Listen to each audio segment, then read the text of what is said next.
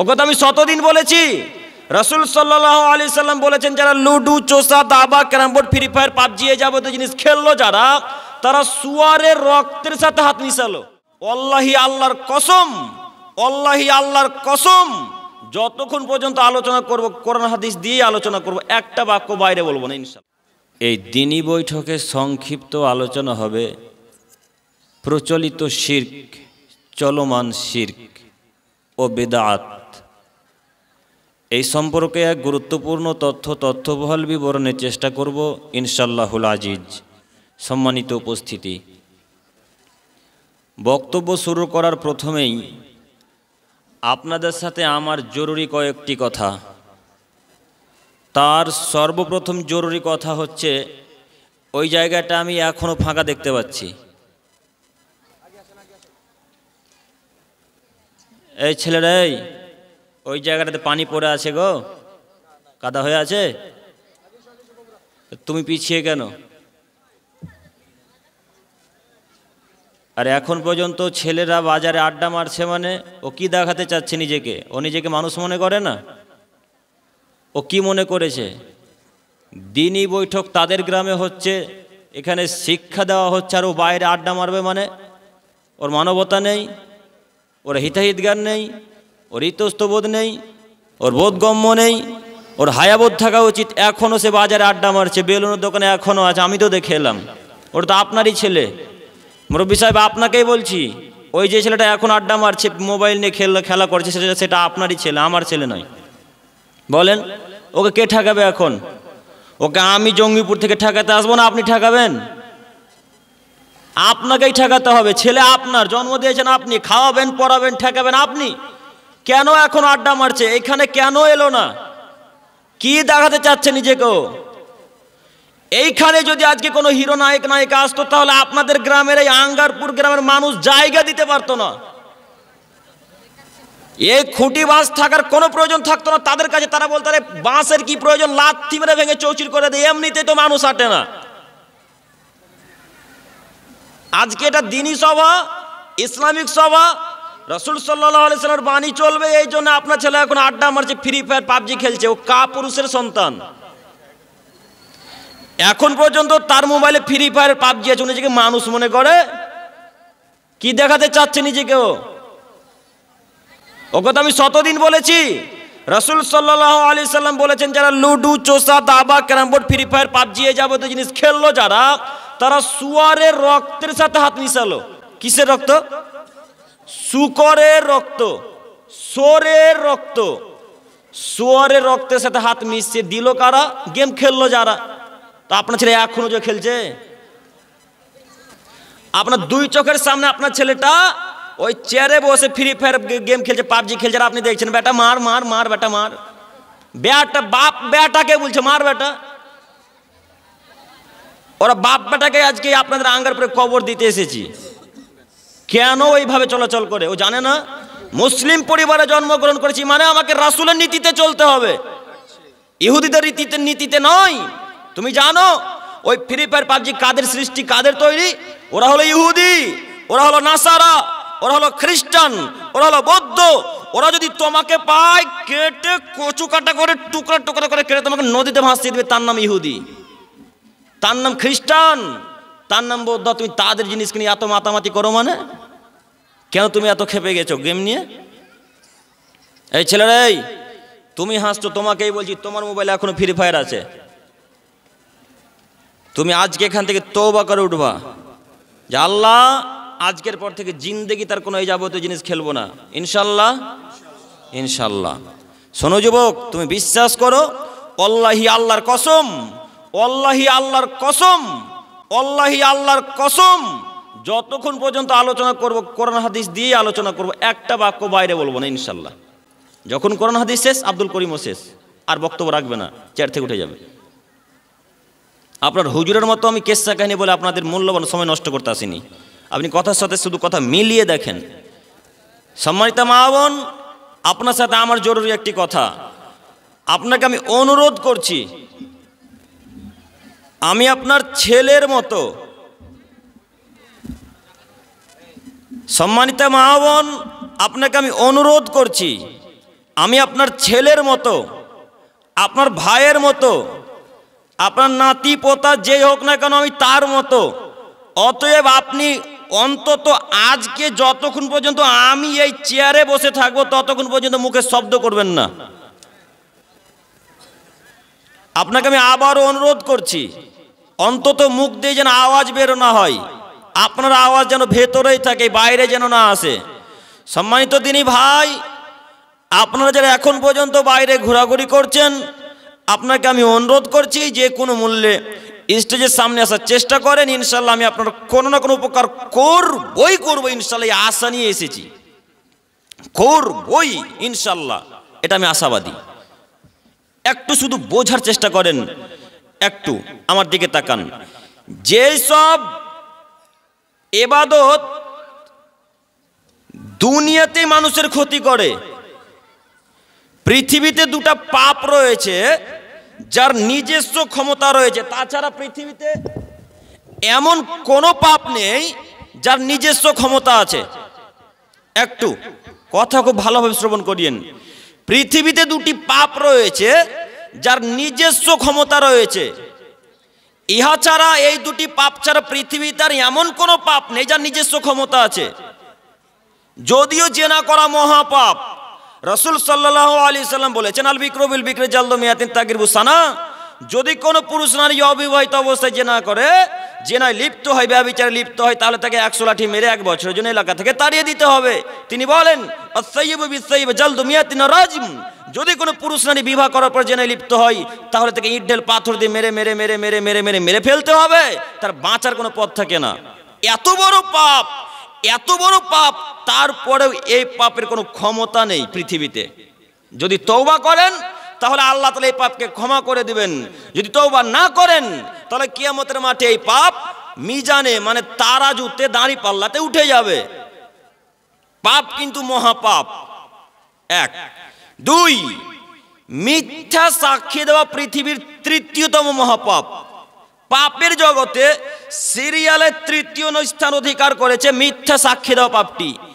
এত বড় পাপ, তারপরেও দুনিয়াতে তার কোনো ক্ষমতা নেই। এই দুনিয়াতে পাপ কিছুই ক্ষতি করতে পারবে না।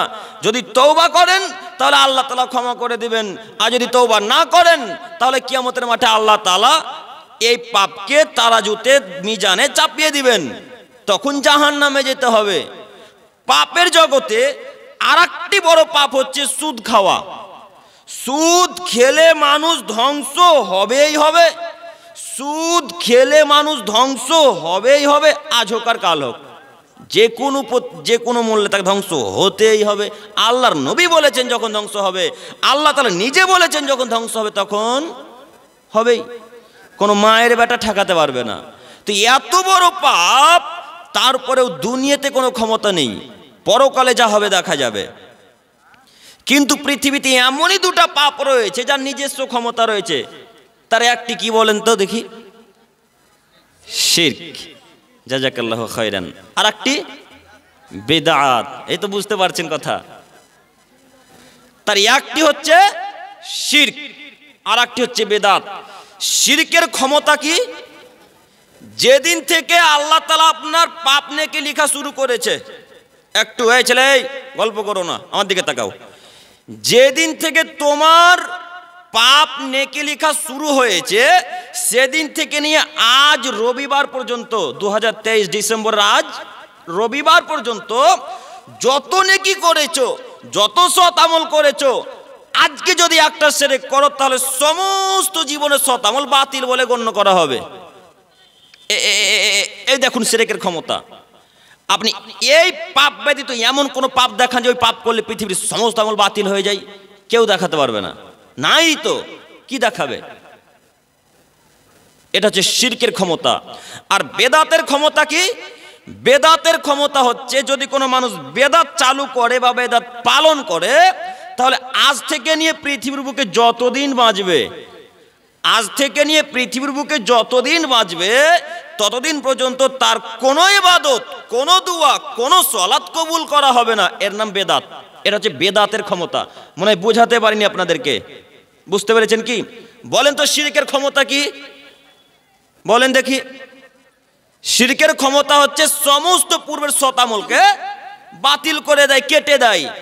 আর বেদাতের ক্ষমতা হচ্ছে সামনের কোনো ইবাদত কবুল হতে দেয় না। এরপরেও জনগণ মনে করে শিরক খুব ভালো কাজ, এরপরেও জনগণ মনে করে বেদাত খুব ভালো কাজ। জনগণ আসলে বুঝলোই না যে বেদাত কত খারাপ জিনিস, শিরক কত খারাপ জিনিস। আর একটা কথা মনে রাখবেন, শিরক আর বেদাত পাপটা এমনই একটা পাপ যা মানুষের নজরে ভালো। শিরক আর বেদাত পাপটি এমনই একটি পাপ যা মানুষের নজরে ভালো। কোনো মানুষ যদি আঙ্গার উপরে কোনো একটা মানুষকে হত্যা করে দেয়, তো আড়ালে গিয়ে চিন্তা ভাবনা করে যে ছি, ও মানুষটাকে হত্যা করে দিলাম রে, বড় ভুল করেছি, পাপ হয়েছে আমার। সে অন্তত একাই আড়ালে বসে চিন্তা ভাবনা করে যে আমি কাজটা মানে ভুলই করেছি।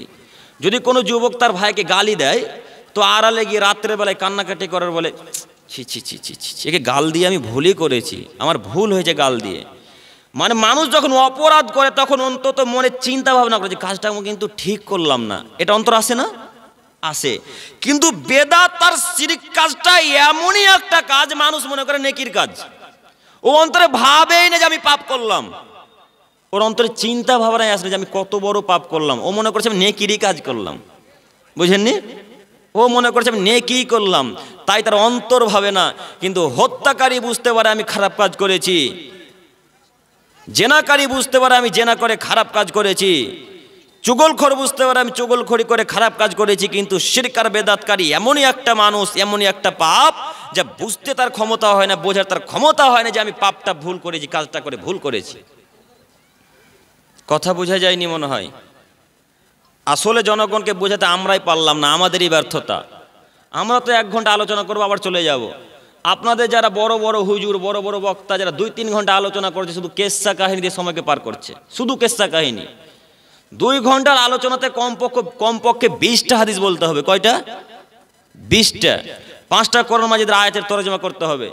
2 ঘন্টা যাবত হুজুর আলোচনা করছে, তো একটা কোরআন মাজিদের আয়াতের অর্থ নাই, একটা হাদিসের কোনো ব্যাখ্যা নাই, অর্থ নাই। কি করলো 2 ঘন্টা যাবত? যখন সভাপতি সাহেব কাগজ ধরিয়ে দিচ্ছে তার হাতে যে আপনার কাছে 5 মিনিট সময় আছে, তখন জনগণকে উদ্দেশ্য করে বলছে, জনগণ আজকে এত বক্তব্য দেওয়া হলো না, সামনে বসে যদি দাওয়াত দেন তো এসে হাদিস কোরআন আলোচনা করবো। নেন এবার 2 ঘন্টা যাবত তাহলে কি করলো গো? 2 ঘন্টা তোরা এখন হাদিস কোরআনের আলোচনা করা হয়নি, ওকে আরো 2 ঘন্টা সময় দেন না, 4 ঘন্টা ওকেই দিয়ে দেন। আসলে হুজুর জনগণ চিনল না যে আসল আলেমকে, আসল বক্তাকে, আসল আলোচককে। মনে করছে যাকে যত টাকা দিয়ে আনা যাবে সেই তত বড় বক্তা, সেই তত দামি মানুষ। যাকে যত টাকা দিয়ে আনা যাবে সেই তত দামি মানুষ, সেই তত বড় বক্তা। মানুষের জনগণের কথা। কিন্তু আসলে কি তাই? জি না। যদি তাই হতো তাহলে হুজুর বেদাত করতো না, যদি তাই হতো তাহলে হুজুর শিরক করতো না, হুজুর তাবিজ বিক্রয় করতো না। হুজুর একটা তাবিজের দাম 501 টাকা, একটা তাবিজের দাম 501 টাকা। হুজুরের দ্বারা এই মসজিদের সামনে লাইন দিয়ে মানুষ তাবিজ বিক্রয় করছে। তাবিজ একটু পরে এই জায়গাতে আসবো, তার আগে আরো জরুরি কথা। আল্লাহ নবী সাল্লাল্লাহু আলাইহি সাল্লাম বললেন, পৃথিবীর মানুষ লাক্কিনু মাউতাকুম ফাকুলু লা ইলাহা ইল্লাল্লাহ। মানুষ মরে মরে জান যাই যাই, মানুষ মরে মরে জান যাই যাই।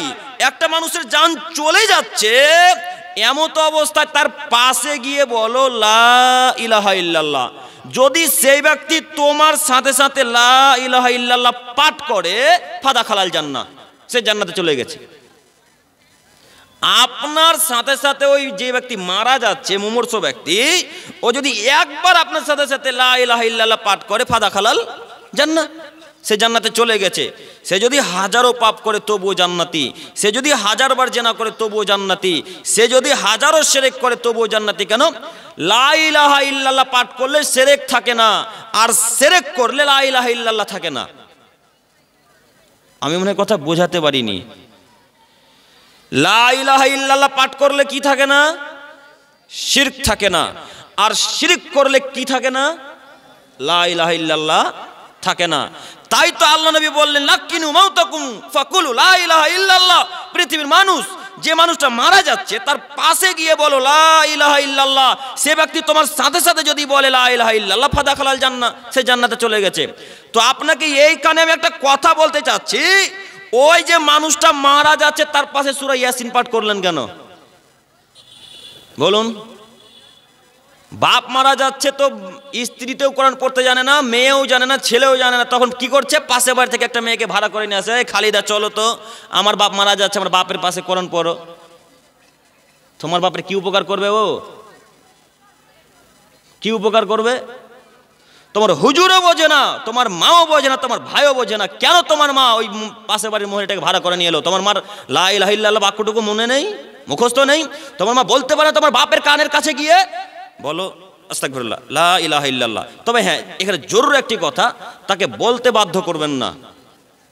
মনে থাকবে, যে ব্যক্তি মারা যাচ্ছে তাকে বলতে বাধ্য করবেন না যে লা ইলাহা ইল্লাল্লাহ বলো। কেন? ওটা একটা খুব যন্ত্রণাদায়ক একটা জিনিস, কষ্ট জিনিস। যদি আপনি ওকে বলতে বাধ্য করেন তাহলে ও রাগের মাথাতে অন্য কিছু বলে দিতে পারে, আপনাকে গালি দিয়ে বসতে পারে। তাই আল্লাহ রাসূল বলতে বাধ্য করেননি, তিনি বলেছেন যে ব্যক্তি মারা যাচ্ছে তার পাশে বলো লা ইলাহা ইল্লাল্লাহ।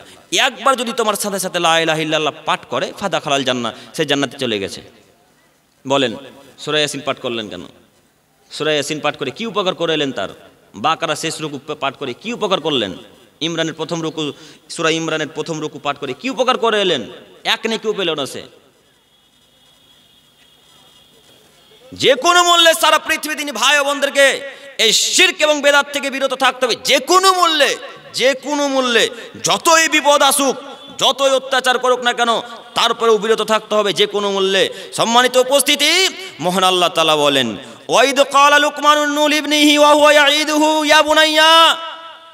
লোকমান হাকিম তার ছেলেকে সৎ উপদেশ দিয়ে বললেন, ইয়া বুনাইয়া, হে আমার আদরের ছেলে, একটু একটু আমার দিকে তাকান। লোকমান হাকিমের কথা আল্লাহ তাআলা এত পছন্দ করেছেন, লোকমান হাকিমের কথা আল্লাহ তাআলা এত পছন্দ করেছেন, এত ভালোবেসেছেন তার কথাগুলোকে, যে আল্লাহ তাআলা তার কথাগুলোকে কোরআন মাজিদের মধ্যে তুলে দিলেন। তুলে দিয়ে সারা পৃথিবীর মানুষকে বলছেন, সারা পৃথিবীর মানুষ, লোকমান হাকিম যা বলেছে তার ছেলেকে তোমরাও বলো। লোকমান হাকিম যা তার ছেলেকে বলেছে তোমরাও বলো। লোকমান হাকিম যা তার ছেলেদেরকে বলেছে তোমরাও বলো। কি বলেছে লোকমান হাকিম? তিনি বলছেন, ইয়া বুনাইয়া, হে আমার আদরের ছেলে, লা তুশরিক বিল্লাহ, তুমি আল্লাহর সাথে শিরক করো না। আব্বু, ইন্না শিরকা লাযুলমুন আযীম, নিশ্চয় শিরক পৃথিবীর সবথেকে বড় পাপ। কোরআন মাজিদের আয়াত। লোকমান হাকিম তার ছেলেকে বলছে, আব্বু লা তুশরিক বিল্লাহ, তুমি শিরক করো না। কেন? ইন্না শিরকা লাযুলমুন আযীম, নিশ্চয়, অবশ্যই, বেশক, সচমুচ, বিলাসুবা, তাহকিককে, অবশ্যই অবশ্যই, নিশ্চয় পৃথিবীর সবথেকে বড় পাপ হচ্ছে শিরক। অতএব আব্বু তুমি শিরক করো না। তার বেটাকে বলছে লোকমান হাকিম। লোকমান হাকিম একজন সাধারণ মানুষ, কোনো নবী নয়। লোকমান হাকিম একজন সাধারণ মানুষ, কোনো নবী নয়। তিনি যদি বলতে পারেন সাধারণ মানুষ হয়ে, আমি আপনি বলতে পারি না ছেলেকে?